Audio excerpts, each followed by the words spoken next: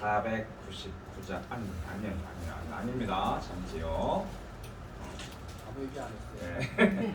497장 사연입니다. 497장.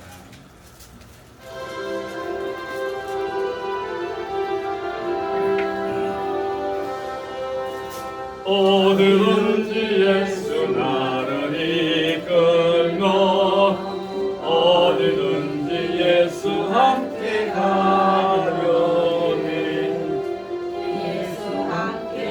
예수 함께 아니하면 나고도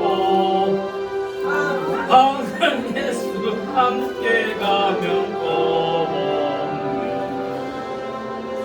어디를 가든지 없네 고없네 어디든지 예수 함께 가려네.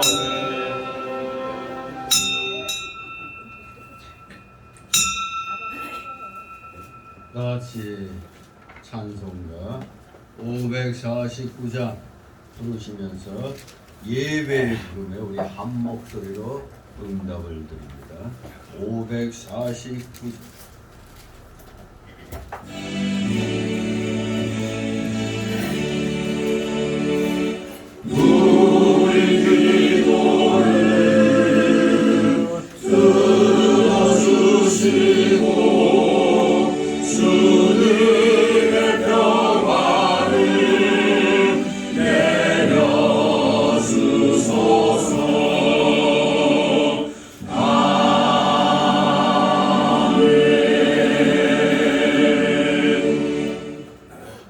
같이 묵도들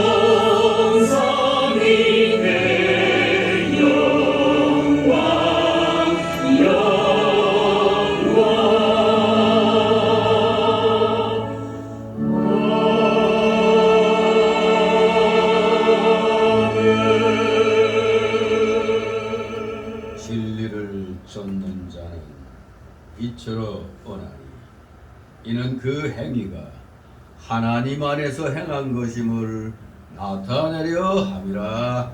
아멘. 다 같이 일어나셔서 찬송가 547장 하나님 앞에 옵니다. 547장.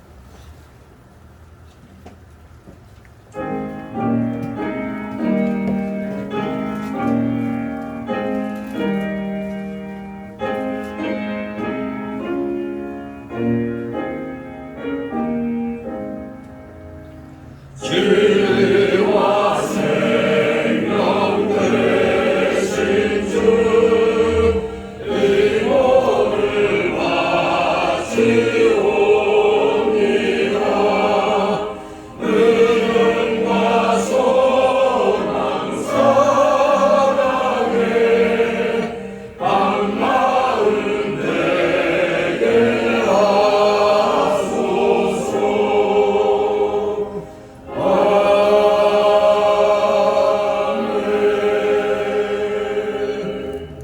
다같이 교동문 44번 교독합니다.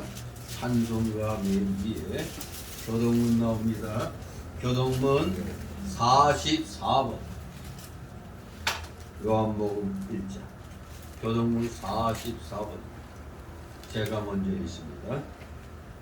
태초에 말씀이 계시니라. 이 말씀이 하나님과 함께 계셨으니 이 말씀은 곧 하나님이시니라. 그가 태초에 하나님과 함께 계셨고 만물이 그로 말미암아 지은 바 되었으니 지은 것이 하나도 그가 없이는 된 것이 없느니라. 그 안에 생명이 있었으니 이 생명은 사람들의 빛이라.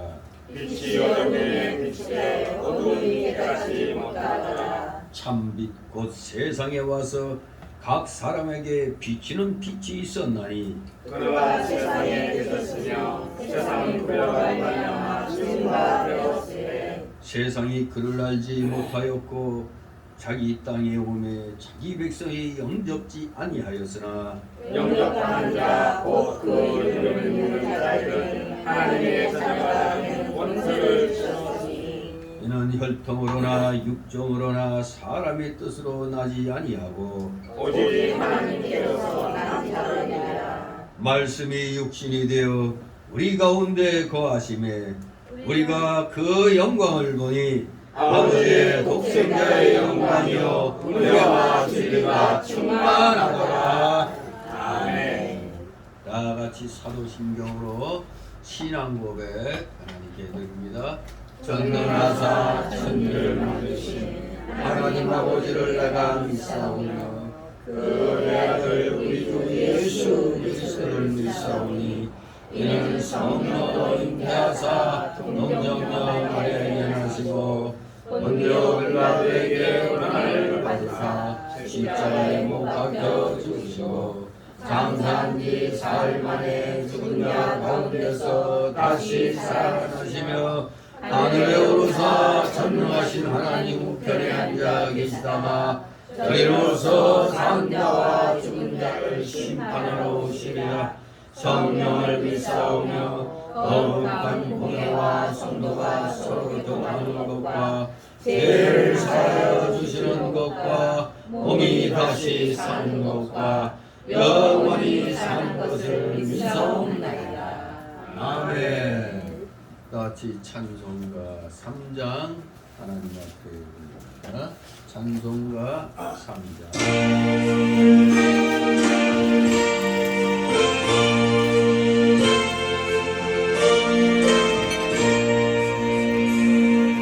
이 천지가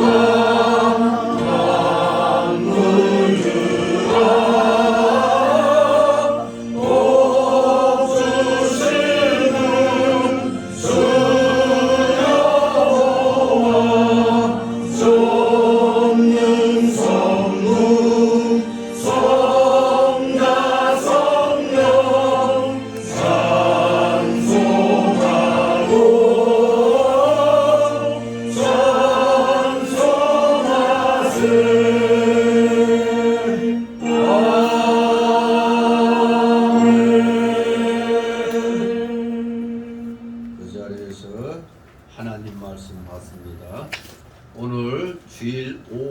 주시는 말씀은 신약성경 마태복음 16장 13절에서 20절까지의 말씀입니다.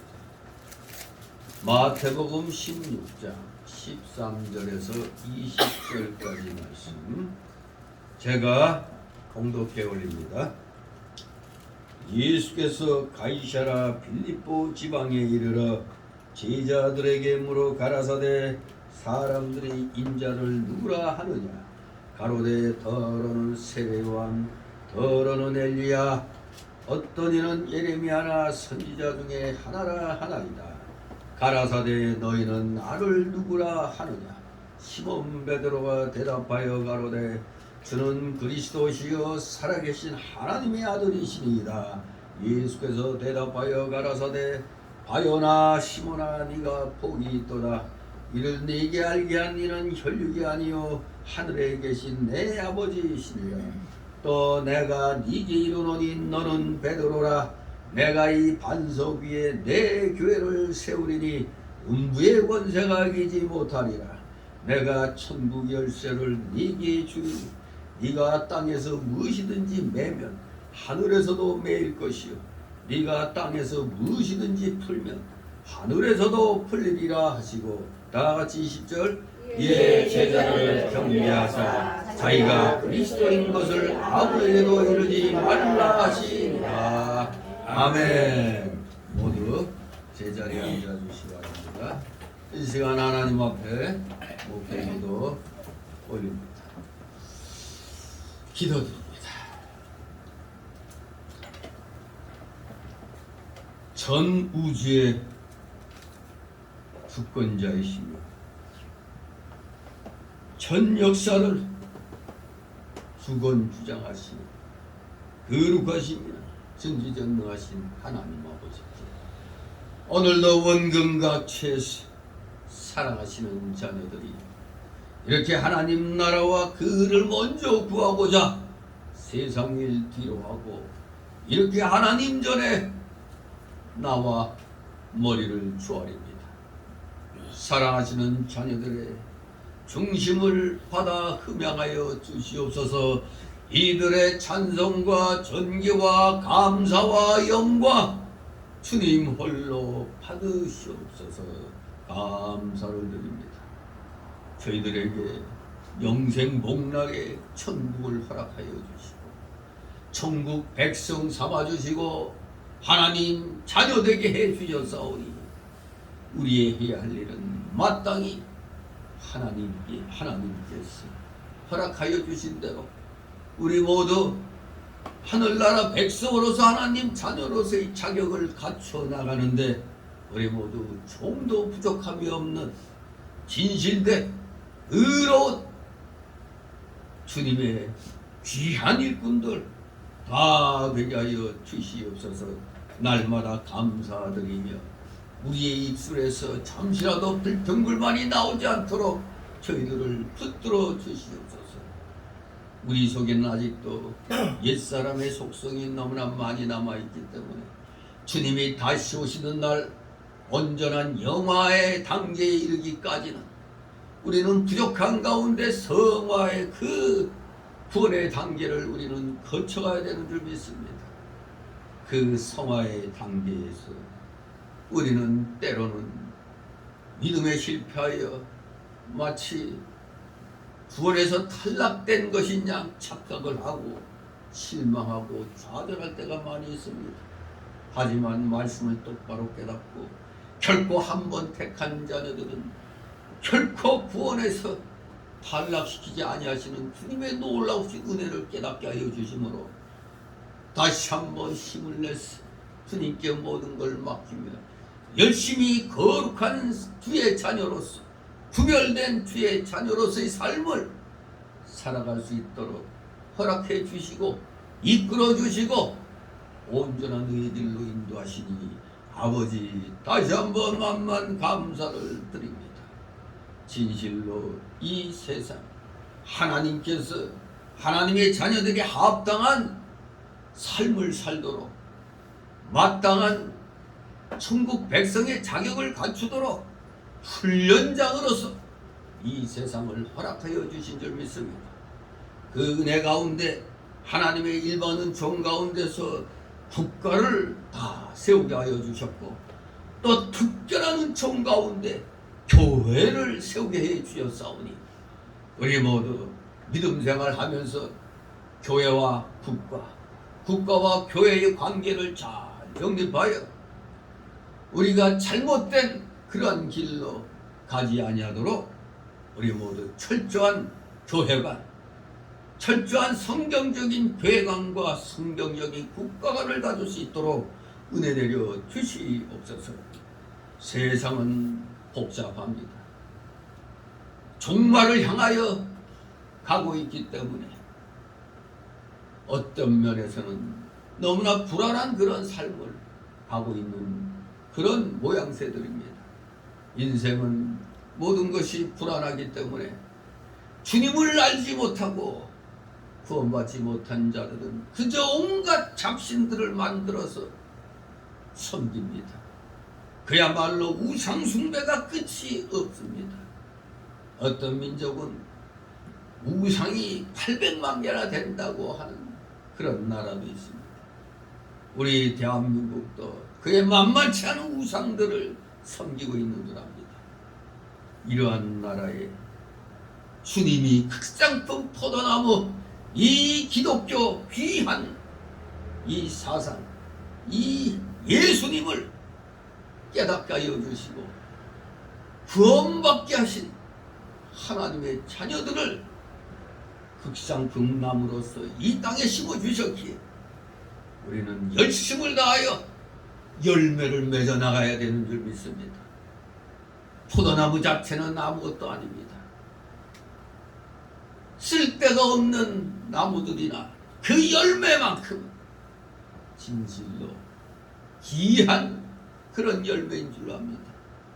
그러니 우리가 열매를 맺지 못하면 별 볼 일 없는 쓸모없는 나무가 되어 불쏘시개로밖에 쓸 수 없사오니, 우리 사랑하시는 자녀들 극상품 포도나무의 열매답게 우리 모두 하나님이 기뻐하시는 온전한 삶을 삶으로 우리 모두 생활 속에서 성령의 9가지 열매들을 맺어 나가는데 부족함이 없도록 늘 은혜로 충만케 하여 주시옵소서. 예수 믿고 구원받은 성도들이 모이는 곳에는 항상 사랑과 희락과 화평이 넘치게 하여 주시고 인내와 자비와 양선이 넘치게 하여 주시고 온유와 또 절제, 인내, 자비, 모든 것이 차고 넘치는 충만한 그런 삶을 사는, 참으로 열매 맺는 그러한 삶을 사는 우리 모두 부족함이 없는 자를 다 되게 하여 주시옵소서. 충성과 온유와 절제로서 우리의 그 모든 믿음 생활을 또 통제할 수 있도록, 특히 절제 면에서 우리 사랑하시는 자녀들 하나님이 기뻐하시는 귀한 그런 끊고 맺는 확실한 그런 매듭짓는 삶을 살아가는 데 있어 부족함이 없는 자들 다 되게 하여 주시옵소서. 세상에서도 지나치면 차라리 모자른 것만 못하다는 말도 있습니다만 우리 모두 또 겸손히 너무 지나쳐도 그것이 교만에 이르는 즉 우리 모두 오직 성경 말씀에 합당한 삶, 모든 것에 있어서 절제하는 그런 삶을 살 수 있는 지혜롭고 청명하고 명철한 하나님의 자녀가 되기를 소망합니다. 진실로 하루하루 이 세상 끝을 향하여 가고 있는 오늘을 사는 우리 사랑하시는 자녀들, 하나님께서는 지금 그 극상품 포도나무 열매를 맺을 수 있는 그런 하나님의 자녀들, 그 일꾼들을 찾고 계신다는 걸 알고 우리 사랑하시는 자녀들 최선을 다해 어려울 때일수록 혼란할수록 오직 성경 말씀 굳건히 붙잡고 말씀 안에 온전히 거하려고 최선을 다하는 진실된 하나님의 자녀가 다 되게 하여 주시옵소서. 감사를 드립니다. 지나간 한 주간도 하나님의 은혜 가운데 우리가 살아야 되었을 터인데 이 자리에 나와 예배드리면서 한 주간의 우리의 삶의 모습을 생각해 볼 때 과연 우리는 하나님 앞에 얼마만큼 자랑스럽게 가지고 나온 것이 있는지를 우리는 헤아려 봐야만 하겠습니다. 사랑하시는 자녀들, 진실로 날마다 시간마다 하나님 앞에 부끄러운 것이 없는 삶을 드러낼 수 있도록 늘 은혜로 충만케 하여 주시옵소서. 진실로 이 세상은 언제 어느 때 멸망이 올 수가 있다는 걸 우리는 알아야 됩니다. 소돔과 고모라 때 그 멸망의 불소나기가 내릴 줄 누가 알았겠습니까? 그러나 주님은 항상 세상 끝날에 이르기 때문에 분명히 하나님의 일꾼을 보내서 경계의 나팔을 부시는 줄 압니다. 우리 모두 하나님의 깨어있는 일꾼이 성경의 귀한 진리를 깨닫고 나팔을 놓을 때 모두 귀를 기울여 듣고 회개하며 올바른 길에 들어설 수 있도록 우리 사랑하시는 자녀들 늘 깨어 기도하는 자들 다 되게 하여 주시옵소서. 우리 모두 이 소위 대한민국에서는 6월달이면 호국보훈의 달로 지키고 있습니다. 호국보훈의 달. 나라가 있어야 우리 교회가 든든히 서갈 수가 있습니다. 또 교회가 든든히 말씀 중심으로 바로 서 나갈 때 하나님께서 우리 교회를 보호하시려고 울타리 역할을 하는 국가를 든든하게 세워주시는 줄 알고 우리 사랑하시는 자녀들 한 사람 한 사람이 진리의 말씀에 바로 서서 하나님을 기쁘게 드리는 일을 해나가는데 부족함이 없게 하여 주시옵소서. 그럴 때 바로 우리 국가, 이 나라 이민족 참된 평안 속에 거하게 되는 줄 믿습니다. 이북의 김정은 마귀 집단이 틈만 있으면 이 대한민국을 정복하고자 별의별 흉계를 다 꾸미고 있습니다. 이미 이 대한민국에는 난파된 간첩과 또 거기에 넘어간 또 그런 고정 간첩들, 또 자생적으로 생겨난 간첩 같은 자들, 이 주사파 무리들, 이들이 이 땅에 많이 있습니다. 어찌하여 우리 교회를 든든히 세워나갈 수 있는 자유민주주의 체제를 부정하고 저 인민민주주의를 주장하는 공산주의도 아니고 왕조도 아닌 1인 독재에 말도 안 되는 잔악한 저 집단을 추앙하는 주사파 무리들이, 거기에 선동된 무리들이 국민의 40% 정도 된다는 것이 너무나 안타깝고 이 나라가 얼마나 위험한가를 느끼게 됩니다. 우리 기독교인들이 앞장서서 잘못된 사상을 가진 자들을 올바른 길로 돌이키며 하나님의 말씀으로 인도해 드리는데 우리 모두 최선을 다하는 우리 사랑하시는 귀한 진리의 일꾼들 다 되게 하여 주시옵소서. 감사드립니다. 이제 또 여러 가지 소원을 안고 나오는 우리 성도들 이 시간 하나님 앞에 다 내려놓고 맡기게 하옵소서. 진실로 놀라우신 하나님의 그 비밀의 해결의 열쇠들을 받아서 한 주간 또다시 승리의 삶을 살아가는 우리 사랑하시는 자녀들 다 되게 하여 주시옵소서. 부족한 자의 입술과 영을 주정하여 주셔서 대언되는 이 귀한 말씀이 우리 성도들의 마음에 위에 그대로 새겨지게 하옵소서. 진실로 우리 모두 그 귀한 생명의 말씀으로 극상품 포도나무 열매를 맺어 나가는데 부족함이 없는 자를 다 되게 하여 주시옵소서. 감사를 드립니다. 피환 중에 나왔사오니 졸음막이 물리쳐 주시고 각종 잡념의 막이 틈 못하게 하여 주시옵소서. 마치는 시간까지 오직 주님께서만이 영광 홀로 받으시옵소서. 예수 그리스도의 이름으로 감사드리며 기도드리옵나이다. 같이 찬송가 379장 379장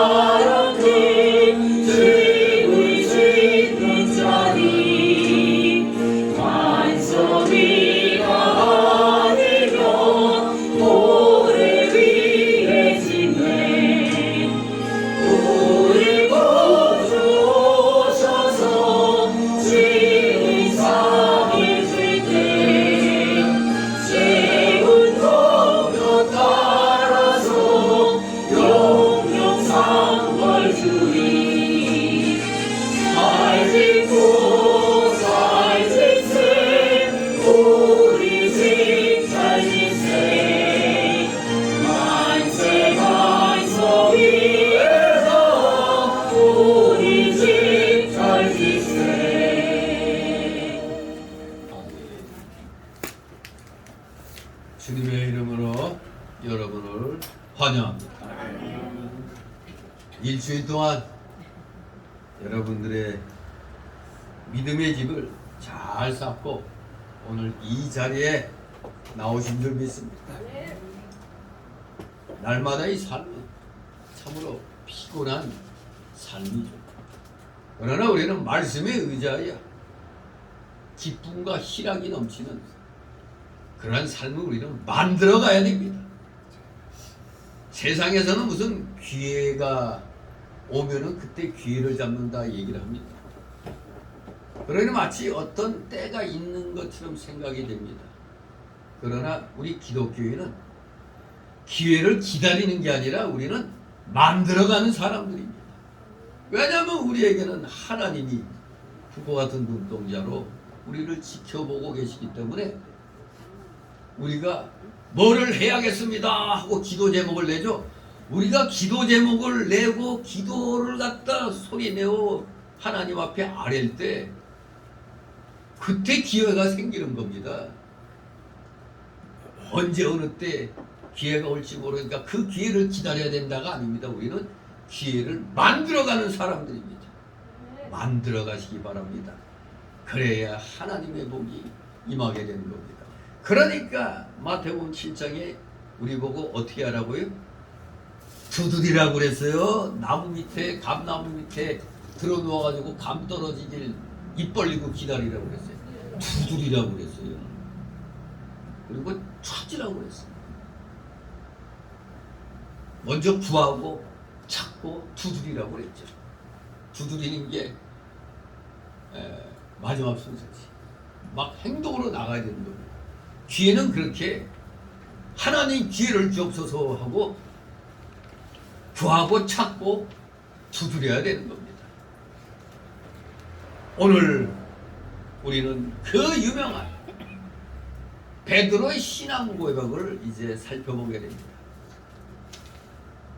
최고의 신앙 고백, 바로 베드로의 이 신앙 고백이 우리의 참된 신앙 고백, 저와 여러분의 신앙 고백이 되길 소망합니다. 이 신앙 고백이 우리에게 기회를 주는 것입니다. 하나님 앞에 신앙 고백할 때 기회가 우리에게 올 수가 있는 것입니다. 제가 옛날에 도교육자 시절에 아주 교인들 앞에서 큰 소리 빵빵 쳤죠. 그냥 나는 성경 66권 창세기부터 계시록까지 다 외운다고. 그랬더니 모두 에이 설마 그러길래 내 지금부터 외워볼까요? 딱 그랬더니 에이 그러길래 딱 외웠죠. 어떻게 외웠다고요? 저는 그리스도시요 살아계신 하나님의 아들이시이다.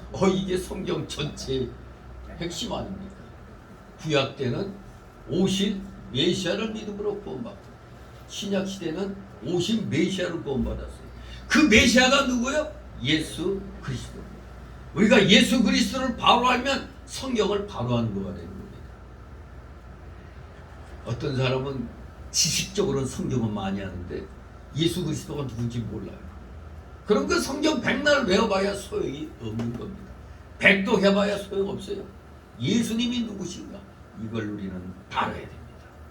오늘 우리는 눈앞에 이제 참된 신앙 고백을 대하게 됩니다. 일명 베드로의 신앙 고백. 이 신앙 고백은 우리 예수님 공생에 있어 결산인 동시에 우리 예수님이 하나님의 아들로서 순환을 준비하시기 위한 출발점을 이루고 있는 겁니다. 출발점. 이 점에 있어서는 학자들 사이에 이견이 없습니다.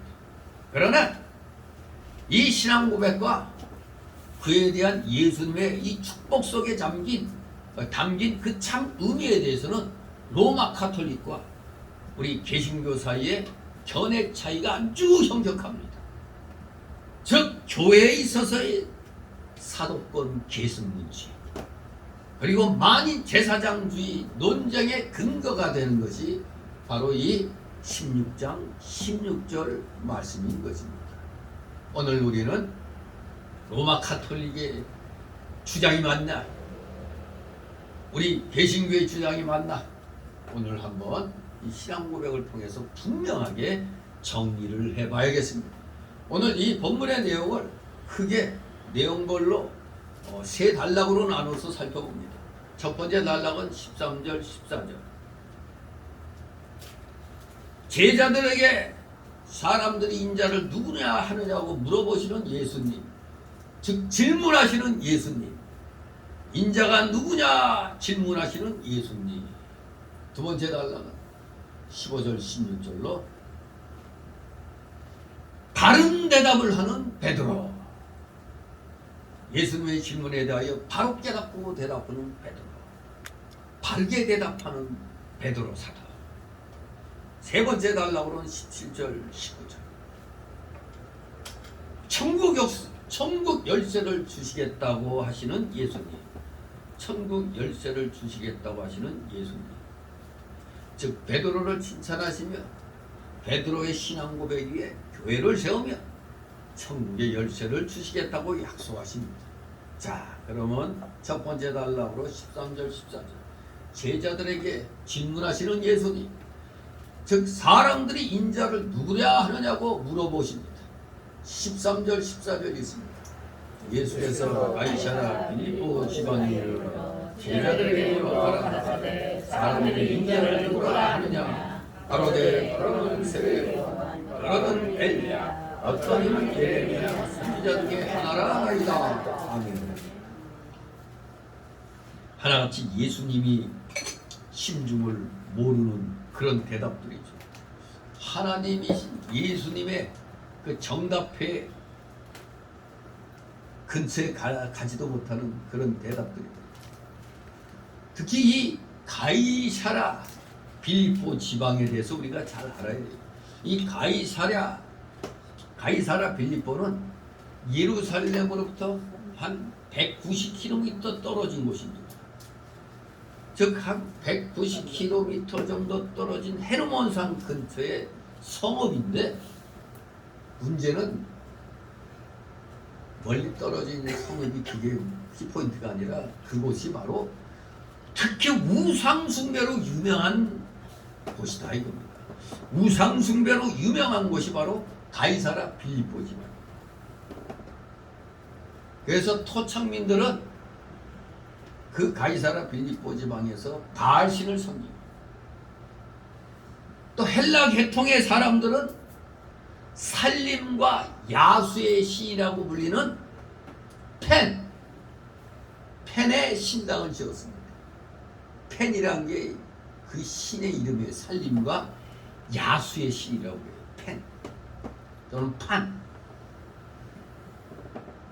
또 그 당시 헤로당은 가이사 아우구스도에게, 즉 로마 황제 아우구스도에게 아부하려고 이곳에다가 황제의 신전을 건립해 놓았습니다. 그야말로 가이사 빌립보 지방은 우상 숭배의 땅입니다. 별의별 신전이 가득 차 있는 곳입니다. 바로 그곳에서 베드로가 제자들을 대표하여 예수님에게 합당한 신앙 고백을 했다는 것은 아주 큰 의미를 던져주는 겁니다. 우리 예수님이 제자들이 어느 정도 깨닫고 있는가를 질문을 하는 겁니다. 사람들이 인자를 누구로 아느냐? 인자를 누구로 아느냐? 이 인자는 누구예요? 예수님이죠. 특히 예수님을 가리킬 때 인자라고 할 때는 사람의 아들이라는 뜻이니까 예수님의 그 인성, 사람으로서의 그 본성, 그 인성을 나타내는 명칭입니다. 예수 그리스도 하면 인성을 강조한 거고, 그리스도 예수 하면은 신성을 강조한 겁니다. 여기에 인자는 예수님의 인성을 나타내는 명칭입니다. 우리 예수님께서는 자신을 인자라고 자주 부르셨습니다. 그런데 예수님에 대한 일반 사람들의 견해는 다양했습니다. 성경을 모르는 사람들은 당연히 그런 말 하겠죠. 오늘날과 같이 그 당시에도 그저 예수님을 단순히 그냥 선지자 혹은 종교적 선생이나 지도자 정도로 아는 자들이 많았던 것으로 보입니다. 예나 지금이나 똑같아요. 지금 저 알라신을 섬긴다는 이슬람교도들은 예수님을 누구라고 그래요? 그냥 선지자 중에 하나다, 그렇게 얘기하는 겁니다. 선지자 중에 하나다. 그리고 모르는 사람들은 우리 기독교를 세계의 3대 종교 중에 하나라고 얘기하죠. 세계의 3대 종교, 이 사람들이 구분해 놓은 겁니다. 우리 기독교계에서는 어떻게 종교란 말을 쓸 수가 없어요. 왜? 종교란 말 쓰면은, 종교란 건 사람이 어떤 신을 찾아가서 만든 게 종교입니다. 근데 기독교가 종교입니까? 하나님이 사람을 찾아왔으니까 종교라고 하면 안 되는 거예요. 그러나 세상에 우리가 살면서 세상 사람들을 깨닫게 하려니까 어쩔 수 없이 또 그들이 말하는 종교라는 단어를 우리가 쓰는 겁니다. 그래서 그들이 말하는 3대 종교 하면은 기독교, 불교, 이슬람교, 이렇게 얘기를 하는 거죠. 세계 3대 종교. 아무튼 예나 지금이나 똑같습니다. 그래서 세상 사람들이 예수님이 하는 그 일들을 보고 세례요한 같다 그렇게 믿고 있었어요. 근데 세례요한은 그때 헤롯 왕에게 어떻게 됐죠? 죽임을 당했어요. 그렇기 때문에 헤롯이 바로 죽였죠. 그래서 헤롯이 봤을 때 그 헤롯과 같은 생각을 가진 사람들은 예수님이 세례 요한이 죽은 가운데서 살아나가지고 그 능력이 세례 요한의 능력이 속에서 역사한다고 말하는 겁니다. 그러니까 세례 요한이 부활했다. 그러니까 자기가 죽였던 그때 죽임을 당한 세례 요한의 그 영이 마치 그 예수란 청년에게 임해가지고 역사하고 있다 그렇게 보기도 하는 겁니다. 또 어떤 사람은 엘리야라고 그랬죠. 왜 엘리야인 줄로 믿고 있느냐? 말라기 4장 5절 6절에 보면 보라 여호와의 크고 두려운 날이 이르기 전에 내가 선지 엘리야를 너에게 보내리니 이렇게 구약의 마지막 선지서 말라기서에서 그렇게 예언을 했어요. 그러니까 그리스도가 오시기 전에 유대인들은 엘리야가 먼저 온다고 믿고 바로 저 예수님이 그럼 엘리야인가 보다 이렇게 믿고 있었다는 얘기입니다. 그래서 엘리야라고도 합니다. 또는 예레미야나 선지자 중에 하나라고 합니다. 이렇게 대답했어요. 즉 예수님을 이렇게 사람들이 볼 때 예수님이 행하신 일을 보니까 구약의 훌륭한 선지자 중에 한 사람, 즉 예레미야 같은 분이구나. 예레미야 같은 그런 선지자 일을 하는 분이구나. 이렇게 믿고 있었다는 겁니다. 이렇게 세상 사람들은 모르니까 세례 요한이라고도 하고 엘리야라고도 하고 선지자 중에 하나 예레미야가 아니냐 뭐 이렇게를 얘기한다고 제자들이 답했습니다. 하나같이 예수님이 원하는 답이 아니었죠. 우리 예수님의 인격에 대한 바른 견해는 오직 하나뿐입니다. 제자들이 12제자들이 다 이렇게 얘기할 때 드디어 예수님의 마음에 합당한 답이 나옵니다. 바로 15절 16절에 베드로의 바른 대답입니다. 예수님에 대하여 바로 깨닫고 대답하는 베드로 사도를 우리는 이제 보게 됩니다. 15절 있습니다. 가라사대 너희는 나를 누구라 하느냐. 아멘. 자, 이제 일반 사람들, 즉 예수님에 대한 불신자들의 평을 듣고 난 예수님은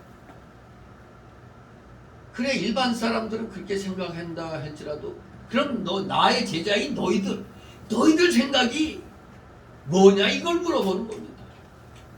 그러면 이제 너희는 나를 어떻게 생각하느냐고 물어보셨어요. 그래 일반인들 잘 모르니까 그럴 수 있지.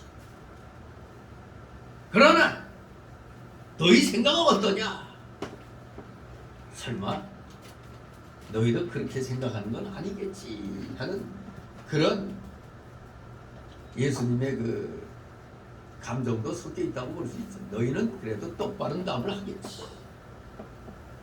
그렇습니다. 우리 성도는 불신자하고 달라야 됩니다.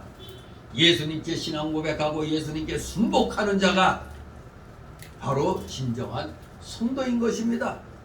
그래서 예수님께서는 제자들에게 너희는 나를 누구냐 하느냐고 물어보신 겁니다. 그 앞서서 세상 사람들이 나를 누구라고 하느냐고 예수님이 물어보기는 했지만서도 우리 예수님의 관심은 너희가 나를 누구라고 하느냐 이겁니다. 너희가 어떻게 생각하느냐 이겁니다. 이게 중요한 겁니다. 3년 동안 나를 쫓아다녔으니까 너희는 똑바른 대답을 해야 된다. 이런 의미죠. 세상 사람들이야 그리스도가 누구신지 잘 모른다고 해도 큰 문제는 아닙니다만 예수님을 줄기차게 3년 동안 쫓아다닌 이 예수님의 제자들, 이 제자들이 예수님에 대해서 어떻게 하느냐 이게 중요한 문제였습니다. 그래서 너희가 나를 누구로 아느냐 이게 중요한 문제입니다. 너희가 그리스도를 바로 알지 못한다면 그것이야말로 큰 문제라는 뜻입니다. 3년 동안 쫓아다닌 제자들이 똑바로 대답을 못한다면 이거 큰 문제 아닙니까? 3년 동안 옆에서 같이 숙식을 같이 하면서 쫓아다닌 이 제자들이야말로 올바른 답을 해야 된다 이겁니다. 그리스도를 바로 알지 못한 자는 예수님의 참 제자라고 할 수가 없는 겁니다. 오늘날에 수많은 목회자들이 있습니다.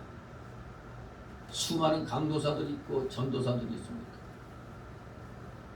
아무리 많아도 예수님을 똑바로 모른다면 그거는 헛것입니다. 아무리 유명하게 명성을 얻고 교회를 크게 해도 예수님을 똑바로 모른다면, 저 특히 한국 기독교 장로의 기장측 자유주의 교회들 교회 건물 크게 지어놓고 사람들 많이 모아놨어도 헛방입니다. 아니 목회자 자체가 예수님이 누군지 모르고 있으니까. 그런데도 신기하죠. 사람들이 모여들고 큰 교회를 할 수 있다는 거예요. 그러니 교회만 크다고 사람 많이 모인다고 올바른 목회자가 아니란 것이 거기에 답이 나와 있는 겁니다. 그 세상에서 이름 좀 있으면 사람들 그 이름 때문에 찾아가요. 모여드는 겁니다. 그리고 또 뭐 선물 공세 많이 펼치면 또 그냥 모여들게 돼 있는 겁니다. 진정한 문제는 예수님을 바로 알아야 되는 겁니다. 바로 알지 못하면 말짱다 모든 것이 헛겁니다. 16절 있습니다. 시몬 베드로가 대답하여 주는 그리스도시요 살아계신 하나님의 아들이시니이다. 아멘. 여기 어디에 나온 거라고요? 마태복음 16장 16절. 네. 묘하게도 16, 16입니다. 외우기도 쉽죠? 참된 신앙 고백은 어디 있다? 마태복음 16장 16절에 있다. 이겁니다. 예수님이 누구신가에 대한 이 질문에 진정 올바른 정답, 100점짜리 정답이 여기 나오는 겁니다. 베드로의 고백대로 예수님은 그리스도십니다. 즉 메시아시라 이겁니다. 우리말로 뭐요? 구원자라 이겁니다. 구주다 이겁니다. 쉽게 말하면 구주, 주님이시라 이겁니다. 그리고 살아계신 하나님의 아들이시라는 사실. 베드로가 이런 신앙 고백을 한 것은 먼저 그 개인의 자격으로 한 것이 아닙니다. 12사도를 대표하여 정답을 말하고 더 나아가서는 모든 성도들을 대표하여 신앙 고백을 한 것입니다. 모든 성도들을 대표한 신앙 고백. 더구나 이것은 인간의 지혜로 한 것이 아닙니다. 하나님의 계시의 빛에 의하여 행한 것이었습니다. 예수님은 바로 이러한 신앙 고백을 요구하셨고 이제 그것을 받아들이신 다음 이것을 근거로 해서 죄인을 위한 죽음을 제자들에게 가르치시고 또 스스로도 준비하신 겁니다. 그래서 하나님의 아들로서의 순환을 준비하시기 위한 출발점이다. 이렇게 얘기를 하는 겁니다. 진실로 이런 의미에서 볼 때 이 베드로의 신앙 고백은 예수님 탄생과 오순절 사건 등과 함께 후속사적인 큰 의미를 갖고 있음을 알 수가 있는 것입니다.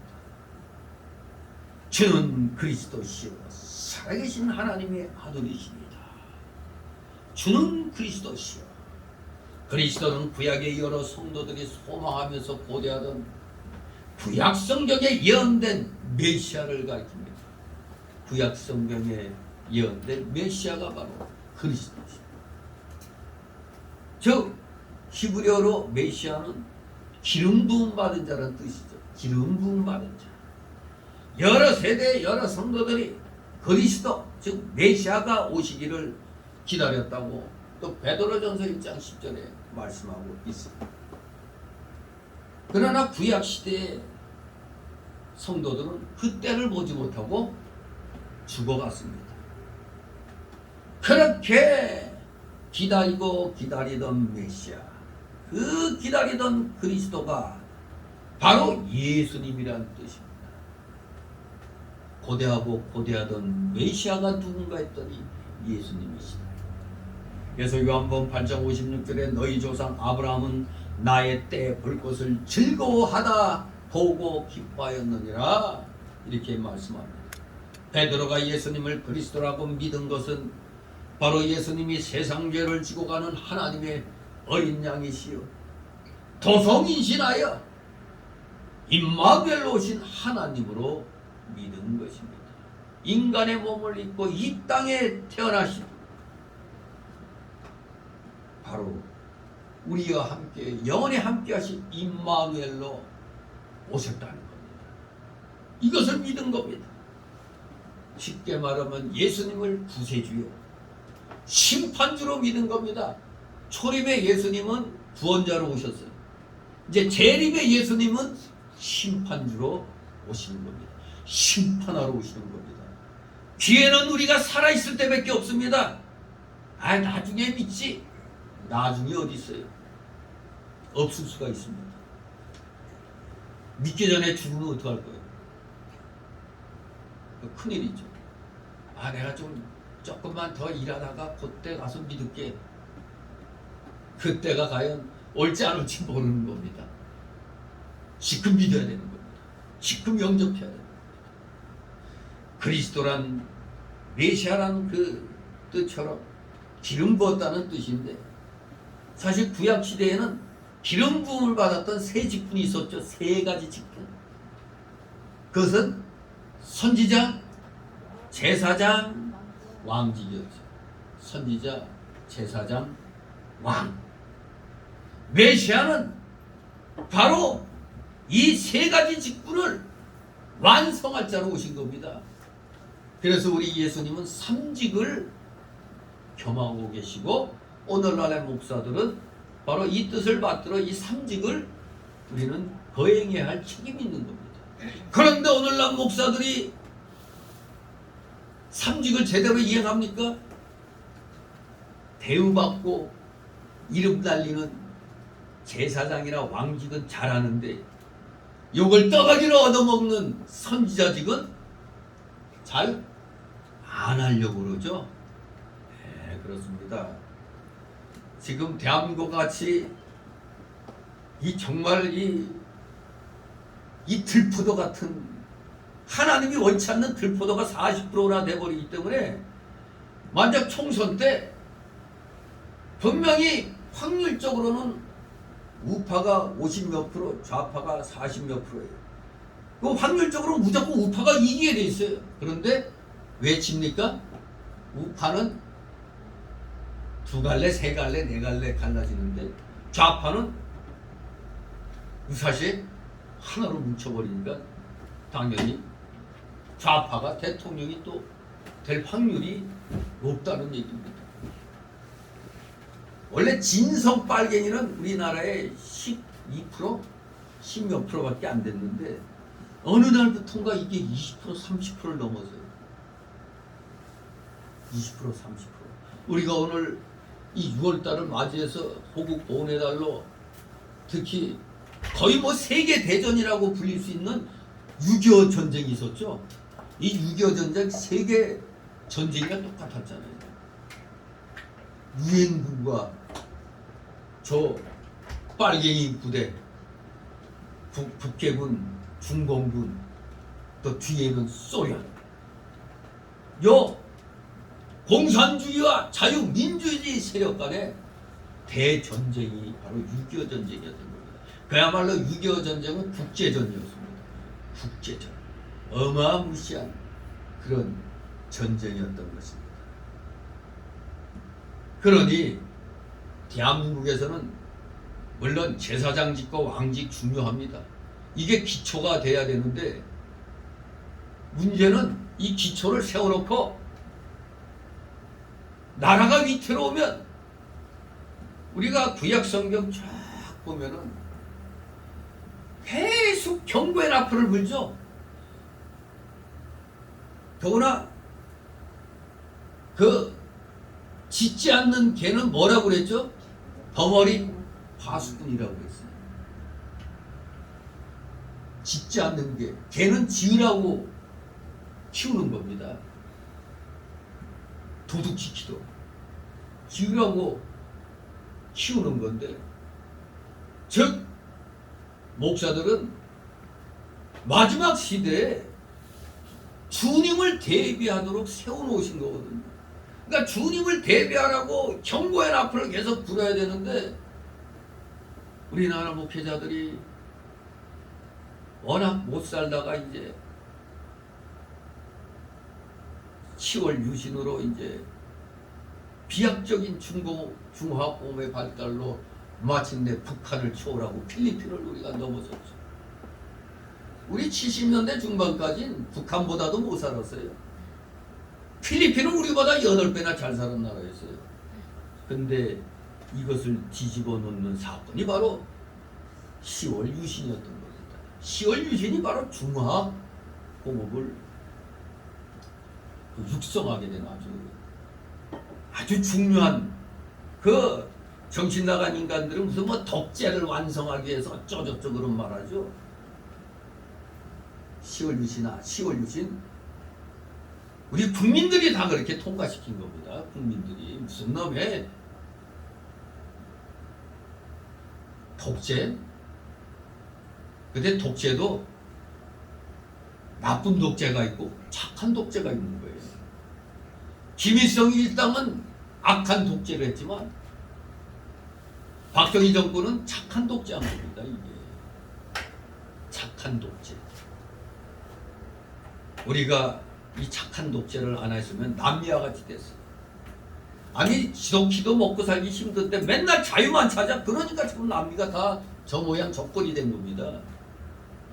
부전자원은 우리에 비하면 말도 없이 풍부한 나라들이 저렇게 그냥 가난하고 힘들잖아요. 남미가, 중남미. 특히 베네수엘라 같은 경우는 세계 최고로 많은 그 석유를 보유하고 있는 그런 나라가 좌파 정권 들어서부터 완전히 그냥 곤두박질 쳐가지고 아주, 우리나라가 일어서기 전에 세계에서 제일 가난한 못 사는 나라에 있었는데, 지금 베네수엘라가, 그 잘 살던 베네수엘라가 그냥 지금 우리 그때로 역전이 돼버린 그런 일이 일어났던 것입니다. 진실로 우리 이 나라를 위해서 지금 목회자들은 지금 이 번영을, 하나님이 허락해 주신 이 번영을, 지켜주신 이 번영을 빼앗기느냐 지키느냐입니다. 그래서 이제 지금까지 제사장과 왕노릇 잘했으면 이제부터는 뭔 노릇을 잘해야 돼요? 이제는 착한 독재를 해가지고 어느 정도 국방을 지켜놨으니까 이제부터는 역할을 누가 해야 돼요? 이제는 목회자들이 나서서 우리 성도들이 나서서 이 선지자 직분을 감당해야 되는 겁니다. 이제는 이 선지자 직분이 굉장히 중요한 거예요. 저기 살살 숨어서 기어서 딱 들어와서 목회자 보기엔 저 눈앞에 있어. 근데 성도들은 부어라 마셔라, 태양이 높으냐 세월이 높으냐 하고 그러고 있단 말이지 우리나라는. 이때 경고의 나팔을 누가 불어야 됩니까? 목회자가 불어야 돼요. 선지자직을 이제는 수행을 해야 됩니다. 선지자직. 지금 대한민국에서 저 민노총이니 저 정교조에 대항할 세력이 바로 광화문 애국 세력밖에 없어요. 저 광화문 애국 세력이 없었으면 우리나라 벌써 끝났을 수도 있어요. 연방제로 공산화 단계에 들어가 있을 수도 있는 겁니다. 이걸 알아야 되는 겁니다, 지금. 그러니 뭐 제가 무슨 정광 목사한테 뭘 받아먹었나? 이런 한 푼 받은 적도 없고 별로 얘기 나눈 적도 없어요. 백석과 대신이 통합할 때 그때나 이제 안면 이렇게 서로 인사를 나눴지, 전혀 그 양반하고는 얘기한 적도 없어요. 그리고 교리적으로도 저한테는 안 맞아요. 안 맞는 게 많아요. 하지만 나라를 지키겠다는 저 애국정신, 저 애국정신은 내가 그 전에 이미 깨닫고 이래야 되는데 하던 것을 이 양반이 실천하고 있어요. 그랬더니 제가 그냥 탐탁치 않게 생각했던 장경동 목사 이름만 날렸지 재구실 안 하고 있었는데 어느 날 장경동 목사가 깨닫고 적극적으로 정가훈 목사와 함께 애국운동하잖아요. 그러니까 유튜브 오세요. 국가가 망하는데 교회가 어떻게 있느냐고 해서 그냥. 이게 우리나라 정교 분리를 잘못 가르쳤기 때문에 그래요. 정교 분리는 미국에서 정치는 교회에 관여하지 말라는 얘기입니다. 교회가 정치에 관여하지 말라는 게 아니라 정치가 교회에 관여하지 말라는 거예요. 그게 정교 분리입니다. 그리고 이 생활 자체가 정치입니다. 여러분 사는 게 정치예요. 네, 답답하면 이런 얘기예요. 아니 지금 우리 지금 어떤 제도하에 사느냐? 자유민주주의 체제죠. 자유민주주의 체제. 이 정치가 자유민주주의 체제니까 교육, 사회, 문화, 과학 모든 이 사회면이 어떤 체제에 맞춰지는 거예요? 자유민주주의 체제에 맞춰져 갖고 교육이 되잖아요. 그러니까 우리 생활도 어떤 정치가 자리 잡느냐에 따라 우리가 달라지는 겁니다. 만약 여기가 공산주의 체제라면 북한을 생각해보면 모든 사회 저변이 공산주의 체제에 맞춰지는 겁니다. 이런데 이렇게 중요한 생활, 우리의 삶이 결정짓는 정치인데 이걸 무시한다고? 그게 경건입니까? 무식한 자들입니다. 경건이 아닙니다. 그거는 무식한 겁니다. 우리 생활을 갖다 포기하는 거예요. 그러면서 뻔뻔스럽게 주둥아리는 뭐라고 얘기해요? 뭐 누가 잘한다는 둥, 누가 저거 독재해서 저건 안 돼, 뭐 이런 말. 아니 정치에 관여하지 말라며. 그러면서 그런 얘기는 또 하고 투표하러 가요. 투표도 하지 말고. 그런 말하는 목사들은 투표할 자격도 없는 거고 누가 잘한다 못한다 그런 말할 자격 하나도 없어요. 왜? 관여하면 안 된다며. 그러면서도 관여 다 하면서 교회는 정치에 관여하는 거 아니라고 이율배반적인 말 하잖아요. 분명히 우리 성교회 성도들은 가족들에게도 분명히 알려줘요. 정치는 생활이다 이겁니다. 이 생활을 우리가 빼앗기면 돼요.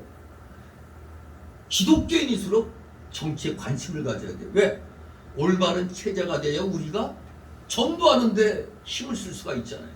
저 대구의 시장이 누구예요 지금? 홍씨죠, 홍씨. 저 미친 것이 저거 주둥아리 그냥 살았다고 나불대는데 저게 좀 이슬람교의 그 돈을 끌어들이려고 그러고 있는 겁니다. 우리가 다른 종교하고는 같이 그냥 그래 종교의 자유가 있으니까 다른 종교는 다 허용할 수는 있어요. 그러나 이슬람교는 안 돼요. 왜? 이슬람교는 처음에는 평화이냐 딱 위장하지만 이게 어느 정도 세력이 되면 이 지역은 완전히 샤리아법으로 통치하게 돼요. 즉 영국과 프랑스 이런 유럽의 이 이슬람교도가 세력 잡은 지역은 그 나라의 법이 통치를 못해요. 모스크 사원 하나만 들어섰다 하면 이제 거의 이때는 다 샤리아법으로 다스리게 됐어요. 이슬람법으로. 그러니까 영국과 프랑스가 고민을 한 거 이거 아니 이거 우리 영국의 법이 이길 통치를 해야 되는데 영국 땅에 이슬람이란 나라가 조그만 나라가 생긴 겁니다. 이게 만약에 대구에 홍준표 저것이 그 짓을 했다면은 만약 대구에 모스크 사원 세워진다면 이제 대구라는 지역은 이슬람 나라가 되는 겁니다. 그걸 알아야 돼요. 그걸 박근혜 때 저기 완주인가 전라도 어디에 그거 세우려다가 얼마나 그냥 크게 그 반대해가지고 못했잖아요. 근데 저 홍준표처럼 미친 것이 우리 기독교를 지금 폄하시키고 이슬람 사원을 거기에 허락하려고 하잖아요. 돈을 끌어들이고. 저 홍준표 저놈은 김영삼이의 똘마니 짓 한 거죠. 전 세계에 유례가 없는 5.18 특별법을 만든 장본인이에요. 저 홍준표 저게. 말도 안 되는 법을 만든 게 바로 저 인간입니다. 대한민국이 오늘날 이렇게 된 그 근본의 출발점을 제시한 게 이 5.18 특별법인 겁니다. 이거. 그러니까 전 호남 친구들에게 그 얘기를 해. 야, 5.18이 그렇게 자유민주주의 투쟁이었으면 대한민국이 완전히 변화돼서 자유민주주의가 차고 넘쳐야 되는데 어떻게 좌파가 차고 넘치냐? 어떻게 좌파가 차고 넘치고 국회의원 놈들이 뭐 5.18 유공자라는 놈들 하나같이 다 저 북한을 추종하고 그러냐? 그 얘기 물어보면 답을 못해요. 진짜 자유민주화 운동이었으면 대한민국이 자유민주화로 덮여야 되는데 좌파로 덮여버렸어요. 정신 차려야 됩니다. 이것을 나팔줄 수 있는 자가 목회자밖에 없는데 목회자들이 용기가 없어서 못하는 겁니다. 그러니까 감리교회 그 장학일 목사 그 양반도 유명한 목사죠. 깨닫고 뒤늦게 깨닫고 정광훈 목사하고 같이 애국운동하려고 했더니 교인들이 다 반발을 했어요. 그러니까 교회를 나가더래요. 그래서 선언했대요. 나가려면 다 나가라고 그래. 다 나가버려. 그럼 내 이 예배당 팔고 나 부자로 혼자 잘 먹고 잘 살겠다고 그랬더니 하나도 안 나가더래요. 오늘날 교회들이 목사들이 용기가 없어요. 그 장학일 목사 얼마나 용기 있는 사람이에요. 지금 다 교인들 떠날까봐. 뭐 그런 말하면 저도 수없이 많은 사람이 자리 잡으려다가 제 설교 듣고 떠난 사람 많습니다. 저는.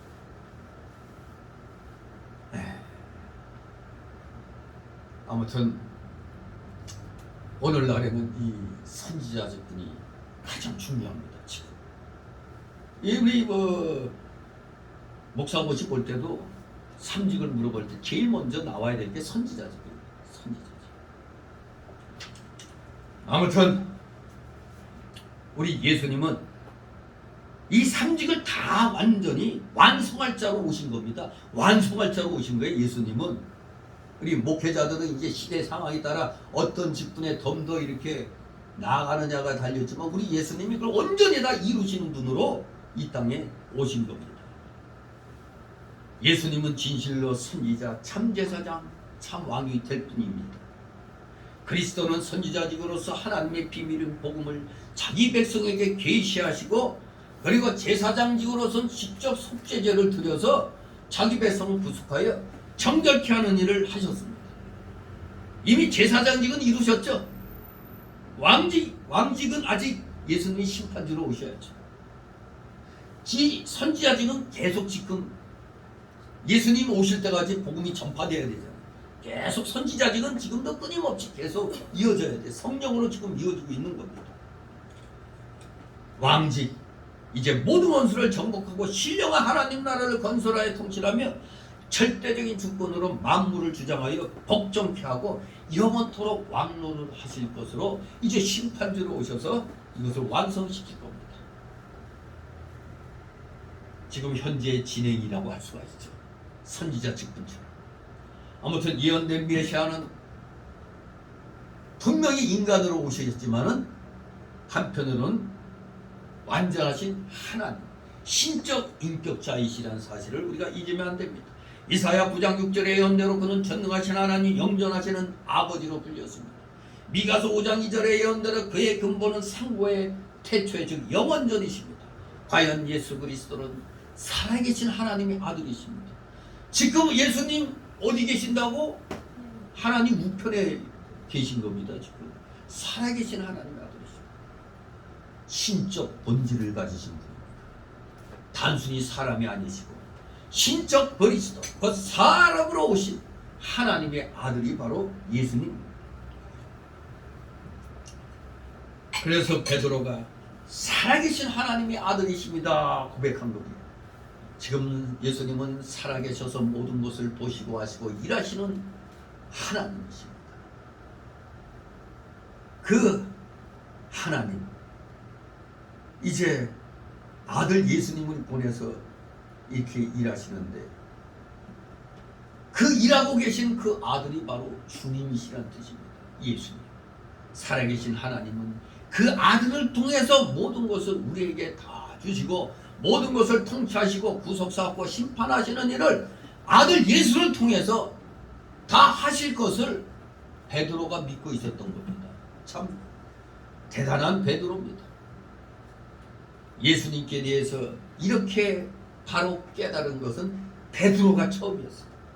베드로. 왜 다른 사도들은 세례 요한인데요, 엘리야라고 하던데요, 예레미야 아니면 여러 선지자 중에 하나라고 그러던데 이렇게 대답했지만 예수님이 원하시던 대답을 한 사람은 바로 베드로 한 사람이었습니다. 다른 사람이 깨닫지 못한 진리를 베드로가 처음으로 깨닫는 겁니다. 이제 세 번째 단락으로 17절 15절 베드로를 칭찬하시면서 베드로의 그 신앙 고백에 교회를 세우며 천국의 열쇠를 주시겠다고 약속하십니다. 천국 열쇠를 주시겠다고 약속하시는 예수님. 17절 있습니다. 예수께서 대답하여 가라사대 바요나 시몬아 네가 거기 있도다. 이를 내게 알게 하는 혈육이 아니요 하늘에 계신 내 아버지시니라. 아멘. 바요나 시몬이 이름이 아닙니다. 바요나 시몬, 바 아들 요나, 요나의 아들 시몬이란 뜻입니다. 바요나 시몬, 시몬의 아들 아니 요나의 아들 시온이란 뜻입니다. 베드로의 본 이름은 시몬이고 그 아버지는 요나였습니다. 네가 복이 있다고 예수님이 선언하십니다. 이 베드로의 신앙 고백은 정말로 복된 것입니다. 예수님께 대한 바른 지식과 신앙 고백은 복된 겁니다. 예수님을 똑바로 믿고 똑바른 신앙생활하는 건 복 중에 복인 것입니다. 하나님께서는 무지하고 무능한 죄인을 불러 구원시키십니다. 우리 세상의 모든 사람들이 다 복받기를 원하지만 원한다고 복받는 게 아니죠. 복받을 수 있는 신앙을 가져야 됩니다. 우리가 그래서 아까 초두에 기회는 만드는 거라고 그랬죠. 우리 복받을 수 있는 신앙은 누가 만들어가야 돼? 본인이, 내 자신이 만들어가야 되는 겁니다. 복받을 수 있는 신앙을 내가 갖춰야 기회가 오는 겁니다. 복받을 신앙을 갖추시 바랍니다. 그럴 때 기회가 오는 겁니다. 그냥 마냥 감나무 밑에서 감이 익어 떨어질 때까지 입 벌리고 있는 게 아닙니다. 내가 찾는 거, 내 신앙을 자꾸 키워나가야 되는 겁니다. 복받을 수 있는 신앙이란 무엇이겠습니까? 그리스도를 바로 알고 구원의 도리를 바로 깨달아 살아계신 하나님을 경외하며 그 말씀을 이루어 나가는 겁니다. 이게 우리가 하나님께 복받는 기회를 만들어가는 겁니다. 자꾸 구하라고 그랬잖아요. 찾으라고 그랬잖아요. 두드리라고 그랬습니다. 계속 찾기 바랍니다. 그래서 구하시기 바랍니다. 다시 말하면 우리 기독교인들은 깊은 진리를 바로 깨닫는 사람이 복이 있는 겁니다. 깊은 진리, 성경의 바른 진리들을 똑바로 깨달은 사람이 복이 있다 이겁니다. 베드로가 예수님에 대한 깊은 진리를 새로이 깨달았기 때문에, 살아계신 하나님의 아들이신 걸 깨달았기 때문에 복이 있는 겁니다. 하나님의 말씀 하나를 바로 깨달으면 그것이 영원한 복이 되는 겁니다. 왜냐하면 그 진리대로 내가 신앙생활을 하게 되잖아요. 내가 깨달은 대로 신앙생활을 하게 되는 겁니다. 그 진리대로 구원을 이루어 나가게 되는 겁니다. 그리고 그 진리, 깨달은 진리 위에 교회가 세워져 나갈 것이기 때문에 복된 것입니다. 그러므로 진리를 바로 깨달으면 금생과 내생에 있어서 큰 복이 되며 하늘나라 가서 큰 상을 받게 되는 그런 결과가 오는 것입니다. 오늘날 진리를 잘못 깨달은 자들도 이 세상에서는 이 주둥아리 잘 놀려가지고 사람들 모아가지고 교회 크게 짓고 잘 먹고 잘 살죠. 그건 복이 아닙니다. 세상이 망하면 아무 소용이 없는 겁니다. 한때뿐입니다. 비록 작은 교회하고 성도가 적어도 진리를 바로 해나가면 그게 복인 겁니다. 물론 우리 속에는 옛사람의 속성이 있어서 저부터도 그래도 그냥 명예는 많이 얻었지만 이거 물질이 없단 말이에요. 어떤 때는 아이고 하나님 이제 좀 물질 좀 주실 때 안 됐습니까? 이제 명예는 더 이상 갖고 싶지 않으니까 대신 물질로 바꿔주십시오. 이렇게 기도할 때도 있어요. 그러나 이 모든 것은 하나님의 계획 속에서 되어가는 것이지 내가 뭘 어떻게 한다고 되는 건 아닙니다. 우리 구약의 선지자들 다 보세요. 예수님 제자들 다 보세요. 잘 먹고 잘 사는 제자가 많아요. 아주 고난당하고 환난당하고 죽은 자가 많아요.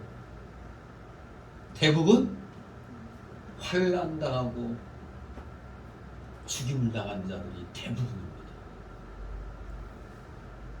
그걸 보면 오늘날 목사들은 참 하나님 앞에 부끄러운 줄 알아야 되는 겁니다. 하나님이 이렇게 잘 먹고 잘 살게 해줬는데 하나님을 위해서 왜 제대로 일을 안 하느냐 이겁니다. 그저 내 한 몸 평하려고 기타번쩍하게 만드냐 살려고 하는 거 아닙니까? 물론 저도 사람이니까 또 보면은 어느 게 목사가 어느 날 아주 기타번쩍한 승용차로 딱 바꿔갖고 왔어요. 차 바꿨네요. 아이 교인이 사줬어요. 아이고 참 능력 있네. 또 어떤 목사님은 중에 갔다가 어느 성도가 아주 삐까번쩍한 차를 뽑아줬어요. 그 부흥에만 잘 가도 그런 일이 생기는 모양이에요. 그랬더니 얼마 몰다가 팔아버렸대. 유지비가 너무 많이 들어갔죠. 저도 전에부터 부흥회 이런데 좀 오라고 들어오라고 부흥 강사로 이렇게 하라고 그래도 난 도저히 그 체질이 아니야. 그런 체질. 나는 그냥 사경의 체질이지 그 부흥 강사 체질은 아니라고. 그러면 그래.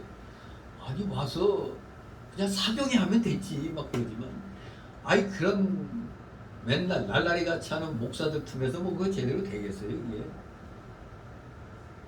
좀 세상 말로 말하면 사기빨도 있어야 되는데.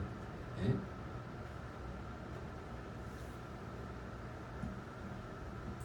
아무튼 이 모두 깨달은 대로 이제 살아가게 돼 있습니다. 깨달은 대로 자기가 만들어지고 교회도 세워져 나가는 겁니다. 아무튼 우리는 때로는 이 육신의 연약함으로 여러 가지 유혹이 옵니다. 그러나 그 유혹을 우리는 이겨내야 됩니다. 그래야 하늘나라 가서 진정 큰 상을 받는 겁니다. 그랬더니 우리 예수님이 이것을 내게 한 이는 혈육이 아니라고 말씀하십니다. 그런데 모든 사람들이 이 베드로와 같은 지식을 갖고 이런 고백을 할 수 있는 게 아니거든요. 그래서 베드로에게 이 사실을 계시한 이는 혈육이 아니고 하늘에 계신 하나님 아버지십니다. 즉 베드로가 신앙 고백을 한 그 진리는 자기의 지혜로 한 것이 아니로 하나님의 성령이 알게 하여 주신 겁니다. 하나님의 성령이 알게 해 주신 겁니다. 신령한 일은 고린도전서 2장 13절 말씀대로 성령으로야 깨달을 수 있는 겁니다. 성령으로 깨닫게 됩니다. 계시를 받은 자 외에는 하나님을 알 자가 없습니다. 베드로가 이 구원적 지식을 갖게 된 것은 자기 자신에게서 나왔거나 어떤 인간 선생을 통해 된 게 아닙니다. 구원적 지식은 우리 사람 속에서 나올 수 있는 것이 아닙니다. 우리 사람이 줄 수 있는 게 아닙니다. 줄 수가 없어요. 왜? 우리 사람은 영적으로 어두워져 있고 무능력해져 있기 때문입니다.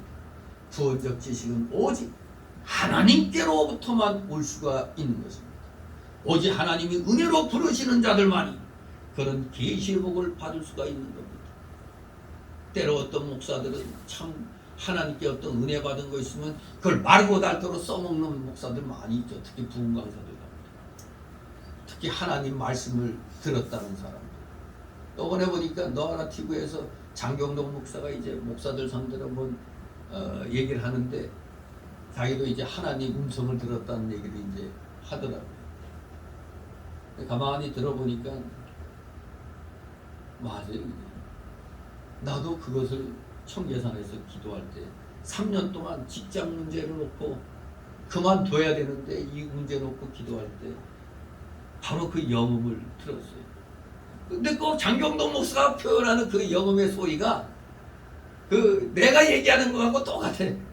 마치 그냥 뭐 하늘에서 뭐가 하나님의 음성이 누구야 하면서 그냥 묵직하게 그냥 쫙 이렇게 들리는 것처럼 이제 표현을 하는데 바로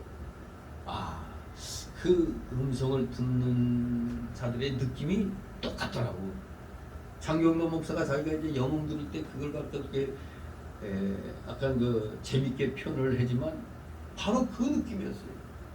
마치 그냥 고속도로 달리다가 이 먹구름 속에서 한 줄빛이 쫙 비치면서 누구야 하면서 이렇게 아주 그런 음성으로 들리는 거예요. 저도 그때 2번씩 연달아 그냥 이제 그걸 듣고 결심을 이제 해가지고 오늘날에 이르렀는데 오늘날엔 게을러져 갖고 그렇게 또 기도를 못해요. 그래서 어떤 때는 다시 한번 들어야겠다는 생각하지만 또 그게 그런다고 내가 원한다고 되는 건 아니거든. 아무튼 우리 모두 하나님이 은혜로 부르시는 자들만이 베드로와 같은 이런 계시의 복을 받는 겁니다. 특별한 하나님의 은혜가 또 임하는 사람들이 있는 겁니다. 그러나 다 사람마다 다 다르니까 내가 받았으니까 너도 이거 받아야만 된다가 아닙니다. 은혜로 부르시는 자만 이러한 특별한 또 계시의 복을 받을 수가 있는 겁니다. 18절 있습니다.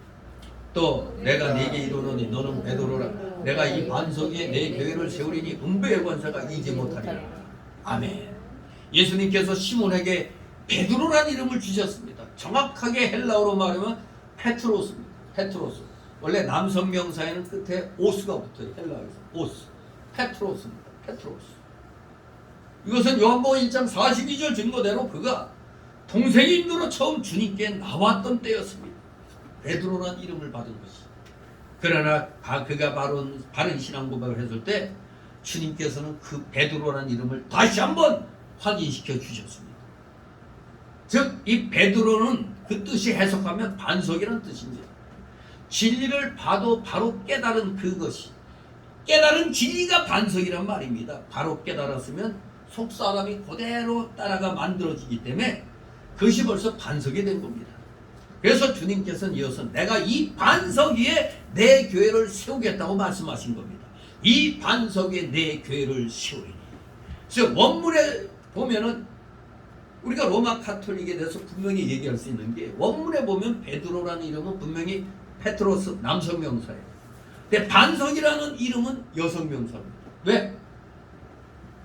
이 남성 명사에서 여성 명사로 바뀌었죠. 반석은 테트라. 알파가 붙은 게 끝에 붙으면 여성 명사가 돼요. 여성 명사. 테트라. 반석. 그러니까 남성 명사가 여성 명사로 바뀐 걸 보니까 예수님이 이 반석을 시몬 베드로를 가리킨 게 아니라는 걸 알 수가 있는 겁니다. 또 성경은 어느 곳에서도 베드로가 다른 사도들보다 더 높은 권위를 가졌다고 그리고 행사했다고 증거하지 않습니다. 그에게 주어진 천국 열쇠와 그 기능은 마태복음 18장 18절 보니까 다른 제자들에게도 주어졌습니다. 또 심지어 마태복음 16장 23절에서 주님께서는 이렇게 칭찬했다가 그걸 사단이라고 사단아 뒤로 물러가라고 사단이라고 책망하시기도 하셨습니다.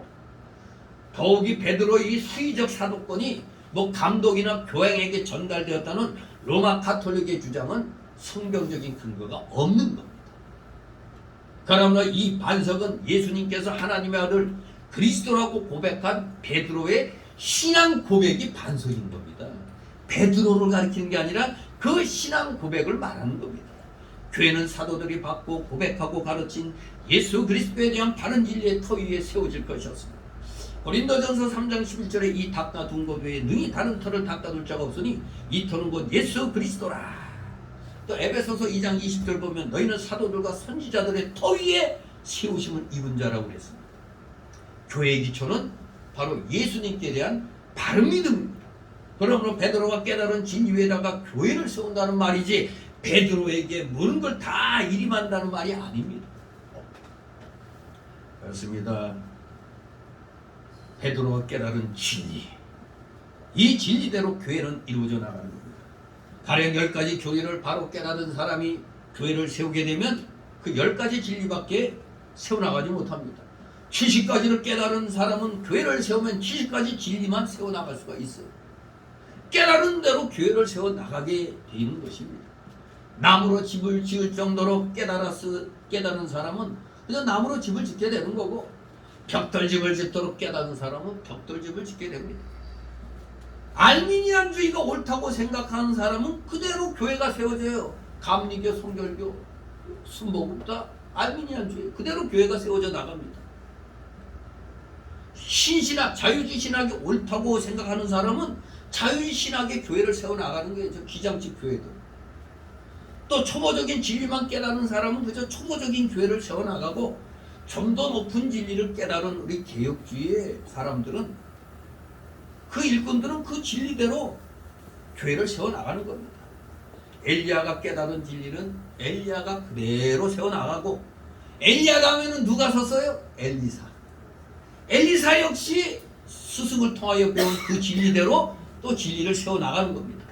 다른 사람이 깨닫지 못하던 진리를 베드로가 깨달았기 때문에 베드로는 그 진리의 교회를 세워나갈 책임이 있는 겁니다.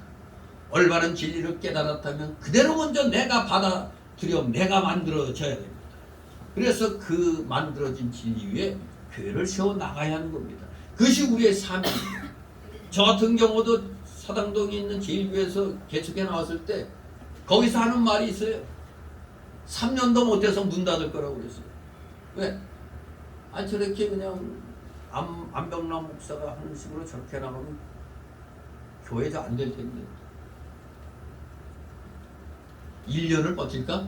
이런 식으로 얘기했어요. 그러나 저는 깨달은 게 있어요. 먼저 하나님 나라와 그 의를 구하면 그의 모든 걸 더하여 주시겠다는 그 진리를 깨달았기 때문에 저는 깨달은 대로 그냥 해나가는 겁니다.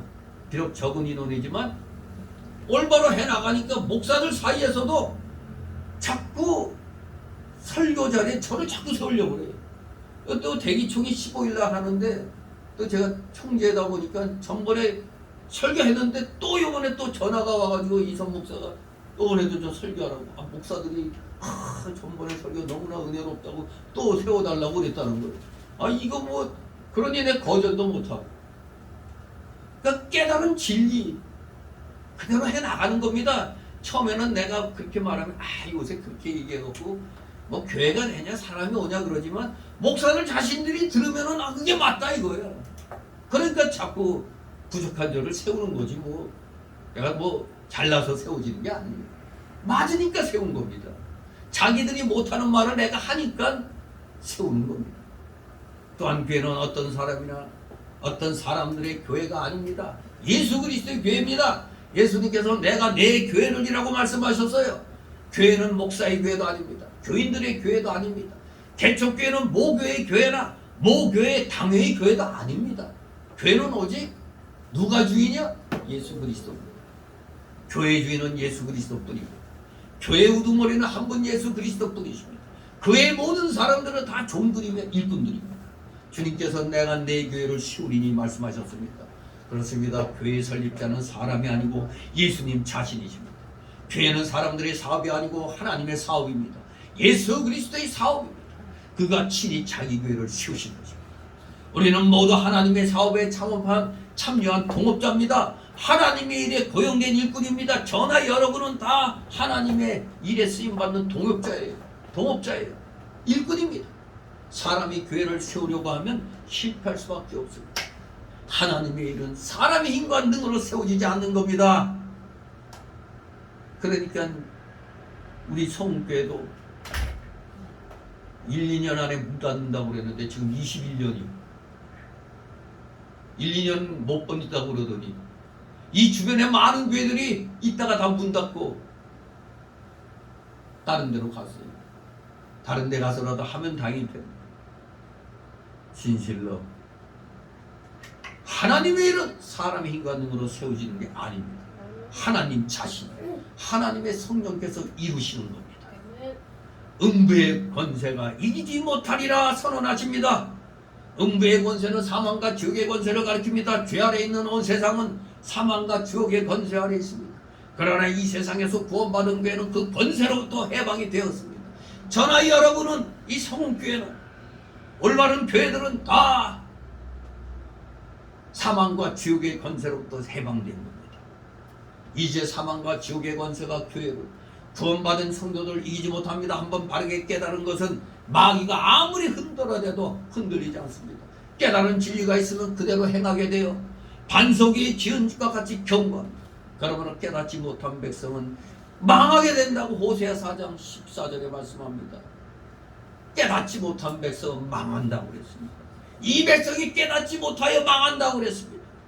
이것이 구원의 복과 능력입니다. 깨달아야 됩니다. 19절 있습니다. 내가 천국 열쇠를 네게 주니 네가 땅에서 무엇이든지 매면 하늘에서도 매일 것이요 네가 땅에서 무엇이든지 풀면 하늘에서도 풀리리라 하시고. 아멘. 베드로에게 주신 이 천국 열쇠는 교훈과 번징의 권세를 상징합니다.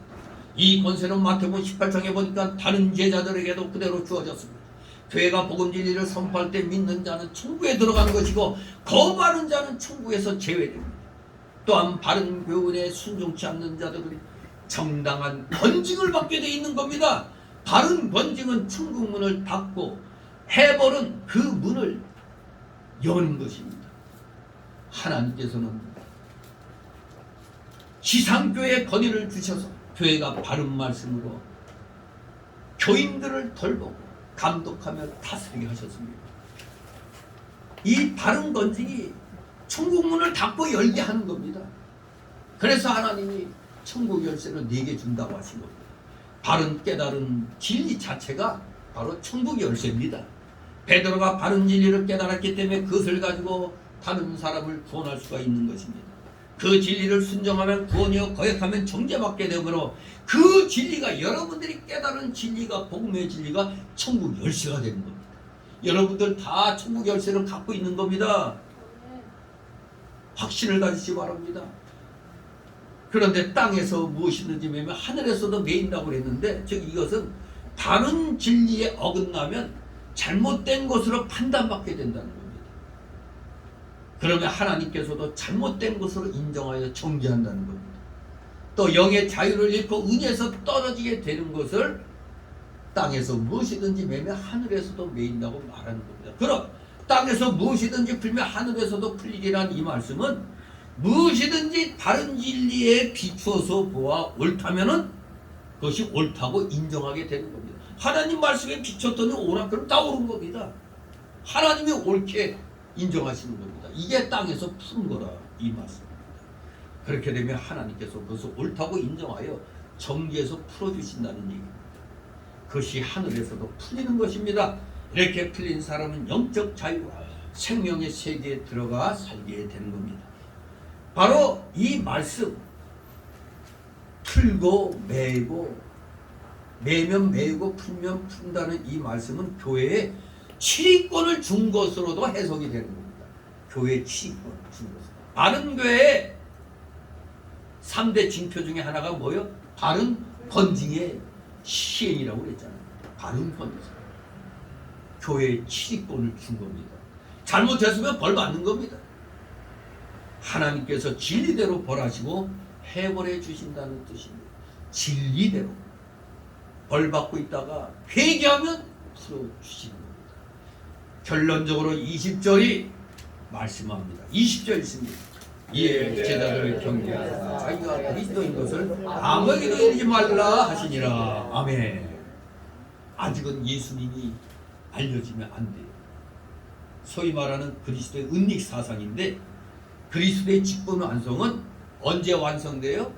십자가와 부활로서 완성되기 때문에 그 일을 완성하기까지는 이러한 비밀을 말하지 말라고 말씀하는 겁니다.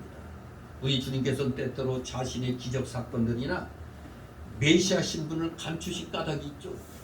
그것은 아마도 민중들이 메시아의 참 사명을 오해하지 않게 하기 위함이었을 겁니다. 좀 기적을 행했더니 이 로마 핍박에서 우리를 해방시키려 오셨다고 세상의 왕으로서 예수님을 영접했었잖아요. 이 오해를 사지 않기 위해서 이렇게 십자가 부활로서 예수님 직분이 완성되기까지는 말하지 말라 이렇게 주의를 주신 겁니다. 그 전에 널리 알려지면 예수 그리스도의 구속 사업 성취에 방해가 되겠기 때문에 그런 것입니다. 당시에 많은 사람들은 다 눈에 보이는 정치적, 경제적 메시아를 가지고 있었습니다. 그러니까 예수님 호산나 하면서 그냥 나귀 새끼의 그 예수님이 올 때 얼마나 환영했어요. 그들이 환영한 건 왜 환영했다고? 이제 로마를 물리치고 이제 이 나라를 유대인의 나라를 복구시킬 것이다 이렇게 믿었던 거거든요. 그러나 메시아의 참 사명은 그게 아니죠. 죄 사함으로 말미암은 영혼들의 구원에 있는 것이 첫째 목적이었습니다. 영혼 구원. 그 사명은 앞으로 십자가의 죽음과 부활을 통하여 이루어질 것이었습니다. 그러므로 우리들이 이 사실을 아직 이해하기 어렵던 예수님의 사역 초기에 주님께서는 자신을 비교적 감추셨던 것입니다. 물론 믿는 제자들에게는 처음부터 그의 신분과 사명이 드러났었죠. 그러나 그들조차도 사실은 예수님의 제자들조차도 정확하게 주의 십자가의 죽으심과 부활 그리고 성령 강림 전에는 주님 사역의 참 성격을 다 이해하지 못했던 것입니다. 진실로 역시 성경 말씀을 우리가 인내하며 잘 풀어야 올바른 진리의 세계로 우리도 들어갈 수가 있음을 알고 인내를 가지고 성경 말씀을 우리 모두 계속해서 연구하며 말씀 붙잡고 기도하며 우리 모두 우리의 영의 인격이 더욱더 하나님이 기뻐하시는 방향으로 성장해 나가는 귀한 여러분 되시기를 주님의 이름으로 축원합니다. 기도합니다. 거룩하신 하나님 아버지 은혜를 감사드립니다. 사랑하시는 자녀들의 이 중생한 인격이 성경 66권의 진리의 그 귀한 말씀을 잘 깨달아서 날마다 풍성하게 자라기를 소망합니다. 진리의 지식이 자라는 것처럼 그 중생한 영의 인격도 자라나게 하여 주시옵소서. 어떠한 상황에 우리가 부닥친다 할지라도 주는 그리스도시요 살아계신 하나님의 아들이시리다 담대히 외칠 수 있는 진정한 믿음의 자녀들 다 되게 하여 주시옵소서. 감사드리며 예수 그리스도의 이름으로 기도드리옵나이다. 아멘. 같이 찬송가 440장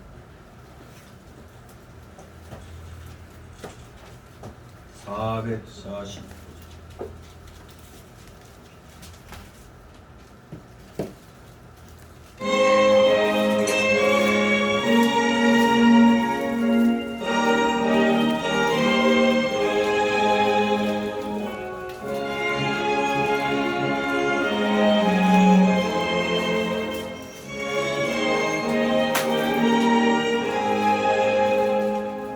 이 세상의 진보들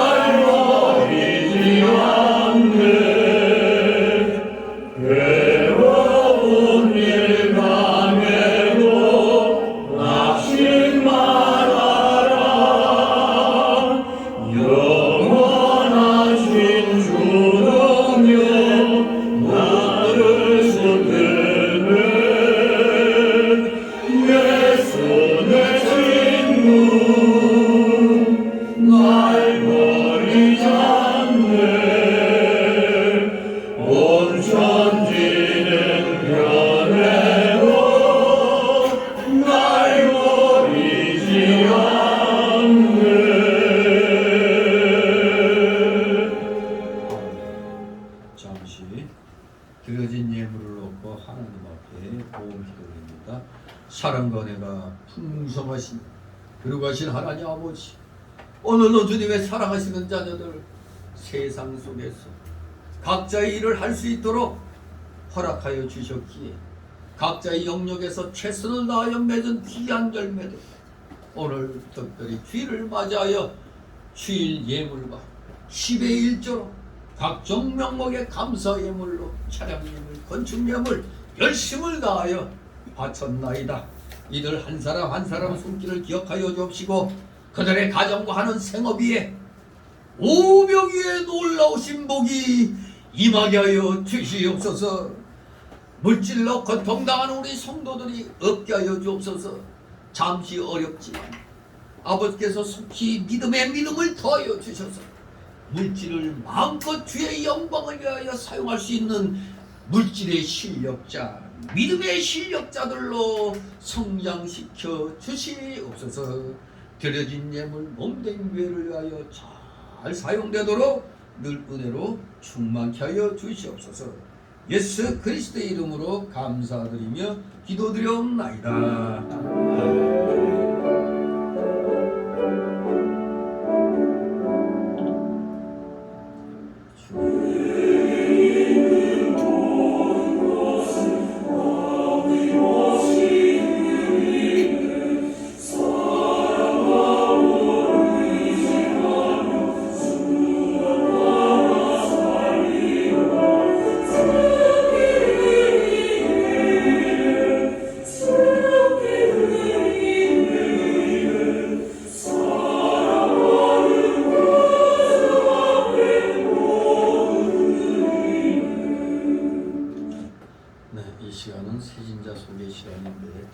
카드 없습니다. 우리 서로 좌우로 보면서 가볍게들 인사들 나누시 바랍니다. 네, 반갑습니다. 네. 전후 사방 앞뒤로 아무리 봐도 새 얼굴은 없습니다.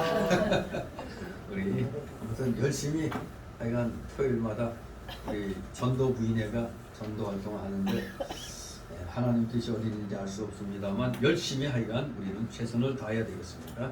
자, 광고 말씀. 이제 소위 말하는 호국 보훈의 달을 맞이했습니다. 우리 이 6월달을 맞이해서 우리는 교회와 국가의 관계를 다시 한번 잘 정립을 해야겠습니다. 요새 유튜브에 엉터리 역사를 가르치는 이 좌파 쓰레기 같은 유튜브도 있지만 우리 이 해방전으로 그리고 6.25에 대하여 그리고 여순 공산 반란 사건과 대구 공산 폭동 사건 그리고 제주 4.3 공산 폭동 5.18 여기에 대해서 올바르게 이야기하는 유튜브들도 있습니다. 특히 뭐 아주 담대하게 그걸 풀어가는 K-히스토리라고 있어요. 여자 정미경인가 뭐 여자 그 강사가 쫙 점잖게 아주 또렷또렷하게 쫙 이 한국 근대사 이런 것을 쭉 이렇게 해설하고 있는데 아주 유익해요. 좌익사관에 빠져 있는 우리 젊은이들이 많이 들어야 돼요. 정말로 우리가 나라가 세워지기 전에 무시무시한 폭동이 대구에서 있었다는 사실을 잊으면 안 됩니다. 40년 10월 1일에 대구 폭동 무시무시했습니다. 제주 4.3 공산 폭동 저리 가라요. 여순 반란 사건 마찬가지. 5.18은 아무것도 아니에요. 여기 얘기하면.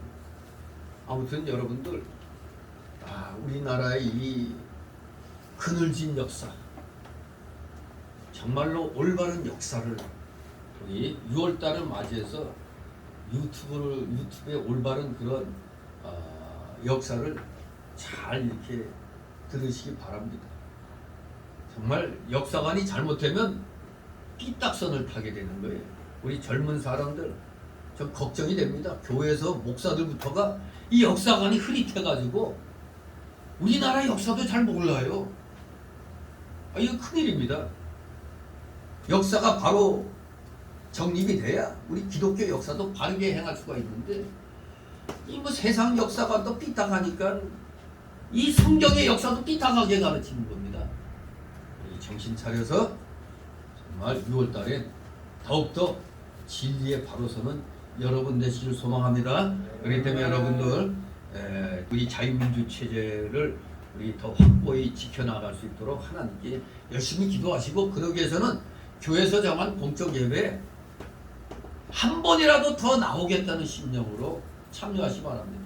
저도 왜 그때 3년 동안 산기도를 했느냐, 직장 다니면서 한 번이라도 더 교회 행사에 나가게 해달라고 그렇게 해서 기도했는 거예요. 그러다 보니까 3년을 하다가 결국 직장 간다고 이렇게 된 겁니다. 희한하죠. 꽉 마치 뭐에 눈에 보이지 않는 어떤 끈에 그냥 제가 딸려온 느낌을 받아요. 항상 내 의지로 온 게 아닙니다. 하나님이 역사하심을 우리 모두 체험하시기 바랍니다. 이 올해 우리 성교회 설립 21주년 회의 때문에 우리 다시 한번 힘을 내서, 뭐 코로나 팬데믹으로 뭐 교회 떠난 사람들은 사실 다시 돌아오기가 힘들어요. 이런 사람들은 한번 맛을 들였어요. 세상 맛을 들였잖아요. 에이 뭐 유튜브 아니면 인터넷으로 뭐 들으면 되지, 뭐 그렇게 나갈 필요 있는, 뭐 이렇게 이제 마음들을 먹습니다. 1만여 개의 교회가 이미 무너졌단 말이에요. 200만의 성도들이, 성도가 아니지 교인들이 떠난 거죠. 다시 한 30, 40%가 돌아왔다고 하는데 제대로 돌아온 건지 새로 전도된 건지 알 수는 없습니다. 아무튼 우리 전도사에게 힘을 쓰시기 바랍니다. 그리고 우리 대한노회와 대한신학연구원을 위해서 기도해 주시기 바랍니다. 대한신학연구원은 이제 공부는 2주밖에 안 남았네요. 종강 예배가 벌써 가까웠네요. 그럼 우리 졸업반인가요? 벌써 학부 4년, 원부 3년. 정말 대단합니다. 시작하니까 그렇게 돼버리네요. 축하합니다. 아무튼 끝까지 잘 마무리해 주시기 바랍니다. 그리고 이제 우리 새로 설립된 대한노회 첫 번째 교육자회가, 교육자 회장인 최규성 목사가 심하는 행보로 가는 교회에서 있습니다. 이것을 위해서 기도해 주시기 바랍니다. 제가 이거 잘못 적었네. 6월 8일이 아니고 6월 9일 금요일입니다. 6월 8일은 총회에서 우리 이거 6월 9일입니다. 이거 잘못 적었네. 목요일은 총회에서 우리 대한노회가 총회관에 와가지고 또 총회와 나라를 위해서 기도하는 순서를 맡았어요. 8일날 총회 기도회가 있으니 8일날 그 기도회, 총회 기도회를 위해서도 기도해 주시기 바랍니다. 우리 다 같이 일어나셔서 62장 부르시고 축복 기도로 마치도록 하겠습니다. 62장.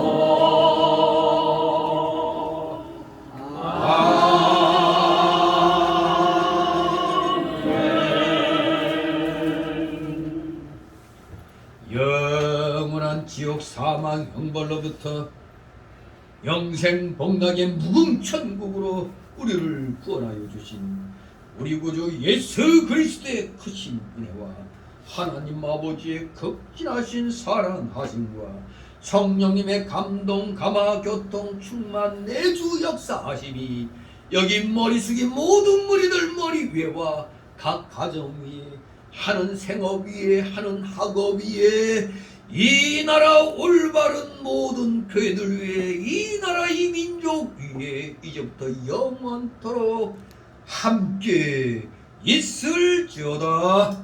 아멘.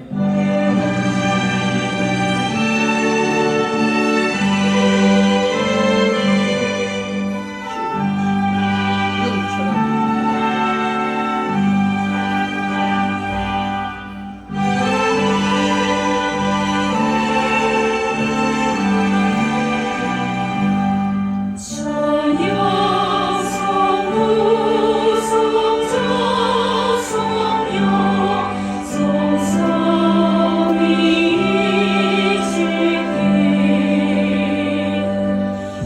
너무